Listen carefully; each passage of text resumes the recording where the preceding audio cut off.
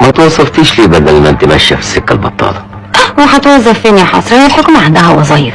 القطاع الخاص، محل، شركه، مصنع. وهيشتغل بكام يا حسرة؟ 60 جنيه؟ وصاحب الشغل يقطع قلبك شغل وبرضه ياخد اللي هو عايزه. طب ما اشتغل حر احسن. وكنت بتكسبي كام في الشهر وانت حره؟ 1000 جنيه، شوية فوق شوية تحت على حسب التساهيل. 1000 جنيه ده مش تمن قليل عشان الواحد يبيع نفسه طول الشهر. لا ما هو مش كل يوم، ده انا كنت بشتغل تخطيف. تخطيف؟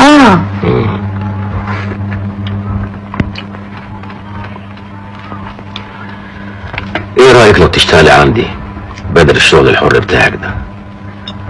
اشتغل عندك ايه؟ كل حاجة. وهتدفع كام؟ 300 جنيه في الشهر. ما يحكمش، ده انا هغسل واطبخ وامسح واكنس واعمل شاي واغير ملايات السرير كل يوم، بالإضافة إلى الأعمال المكتبية كمان. طب ما تدفع 1000. معايا هتبقى محترمة وده له تمن. هدفع لي 500. موافقة؟ موافقة. نمضي العقد. نمضي العقد. الشباك مفتوح. العقد لازم يتمضي في النور.